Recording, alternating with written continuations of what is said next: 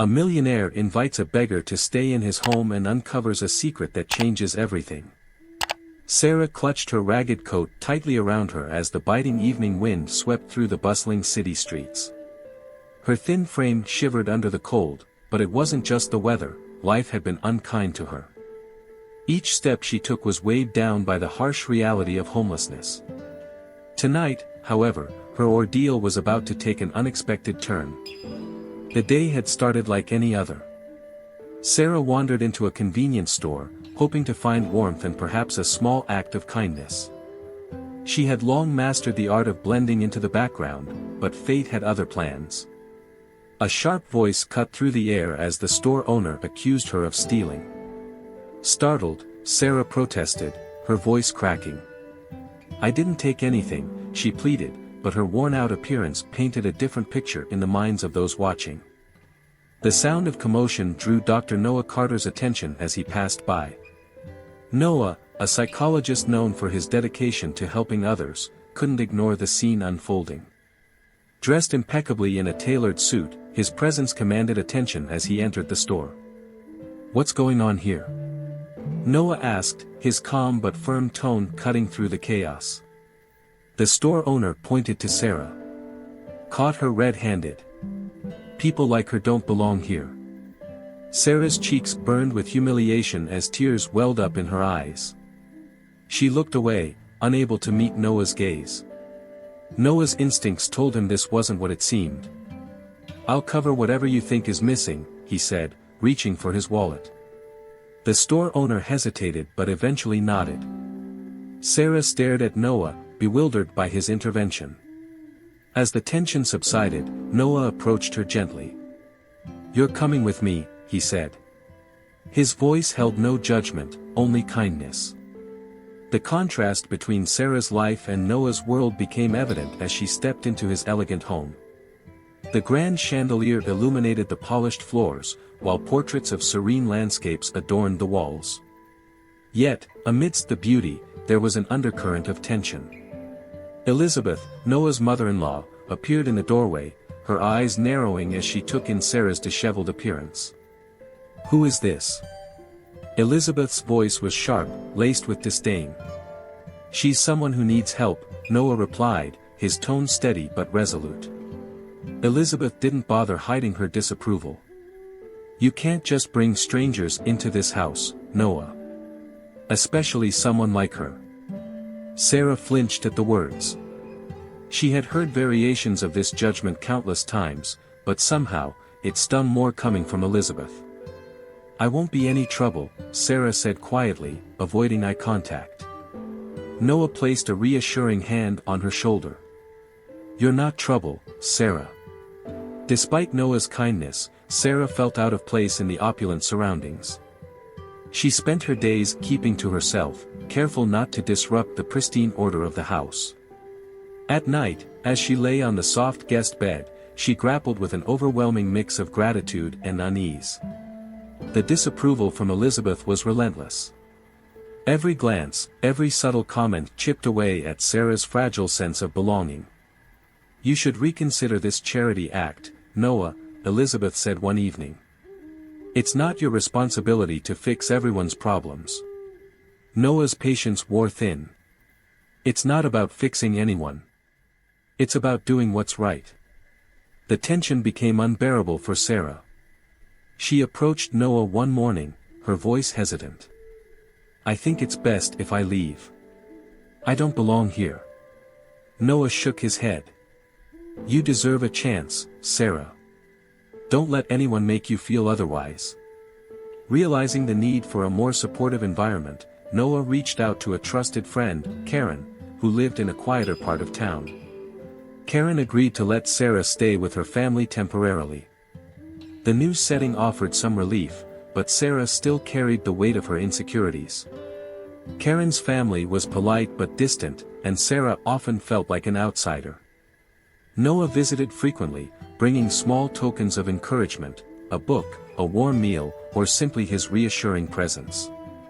With each visit, their connection grew stronger. One evening, as they sat on Karen's porch under a sky painted with hues of orange and pink, Noah spoke softly. You've been through so much, Sarah. But you're stronger than you think. Sarah met his gaze, her eyes glistening. I'm not sure I know how to be strong anymore. Noah's voice was steady. Strength isn't about never falling. It's about getting back up, no matter how many times life knocks you down.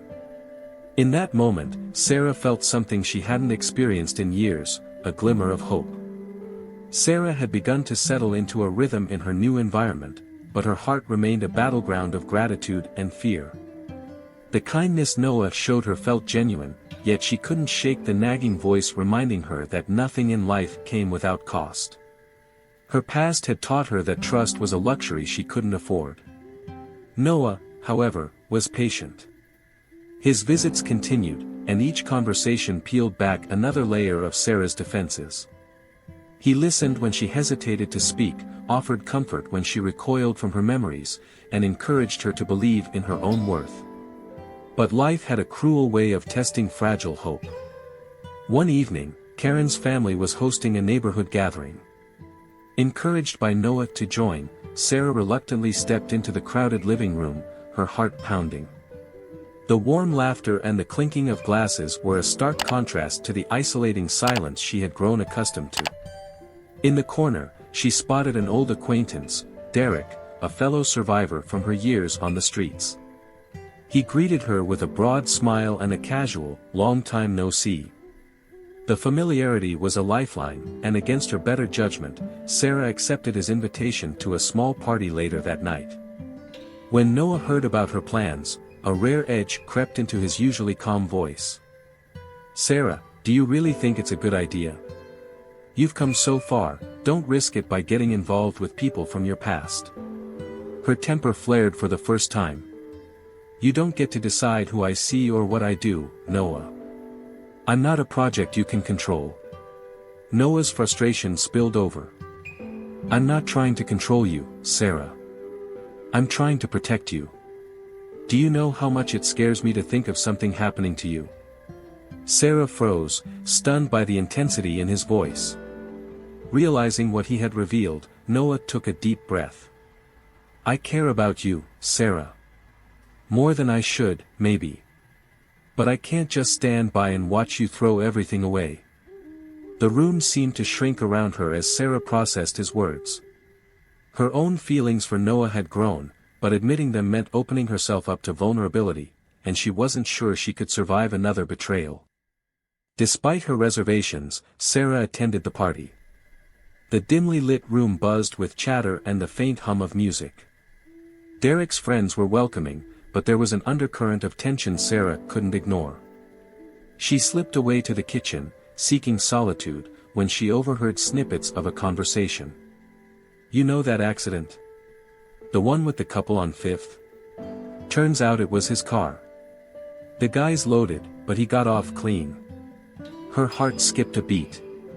The words seemed distant and muffled, but the mention of the accident struck a chord she couldn't ignore. "Who are you talking about?" she asked, trying to keep her voice steady. Derek hesitated before replying. "Some rich guy. Noah Carter." "Why?" The name hit her like a freight train. Images of her parents' crushed car, the flashing lights of ambulances, and the hollow ache of loss surged back with a vengeance. She stumbled out of the house, Derek's protests fading into the background. When Noah visited the next morning, Sarah's demeanor was icy. Her eyes, once timid and uncertain, now burned with fury. "Why didn't you tell me?" she demanded, her voice trembling with restrained anger. Noah frowned. "Tell you what? That you were the reason my parents are dead," she spat, her voice breaking. The color drained from Noah's face as realization dawned. "Sarah, I don't," she cut him off. "Don't you dare try to justify it. You knew. All this time, you knew." "I didn't know it was you," he said desperately. "I didn't even know your name until we met. It was an accident, Sarah. I was young, reckless, and I've regretted it every day since." Sarah's hands balled into fists at her sides. "Regret doesn't bring them back, Noah. It doesn't erase what you did. He stepped closer, his voice thick with emotion. I know I can't change the past. But please, let me try to make it right. Her laughter was bitter. You think you can fix this? With your money? Your kindness? You can't fix me, Noah. Before he could respond, she turned and walked away, leaving him standing alone in the doorway. In the days that followed, Sarah disappeared. She deleted her phone number, left Karen's house, and severed ties with everyone she had come to know. The weight of betrayal crushed her, and she resolved to start over somewhere far from the shadow of her pain. Months passed, but the pain lingered for both Sarah and Noah. Sarah found herself in a small, quiet town far from the chaos she had left behind. The gentle hum of the morning breeze, the chirping of sparrows outside her modest apartment, and the kind smiles of the locals began to soothe her broken spirit. A kind-hearted woman named Amelia had offered her a place to stay and a part-time job at the town's bakery. For the first time in a long while, Sarah felt a semblance of stability. But life had a way of complicating even the simplest of plans. One morning, as Sarah cleaned the bakery's shelves, a wave of nausea overtook her. It wasn't the first time, and a gnawing suspicion crept into her mind. A visit to the local clinic confirmed what she had feared, and secretly hoped. She was pregnant. As the days turned into weeks, Sarah wrestled with her emotions. The life growing within her was a miracle, but it was also a reminder of Noah. She struggled to reconcile her anger with the undeniable truth: she had loved him. Amelia, sensing Sarah's inner turmoil, gently encouraged her to confront her feelings. You can't run from the past forever, dear. Sometimes, the only way forward is to face what you're leaving behind. Meanwhile, Noah was relentless in his search for Sarah. Every lead ended in disappointment, but he refused to give up. Her absence had left a gaping hole in his life.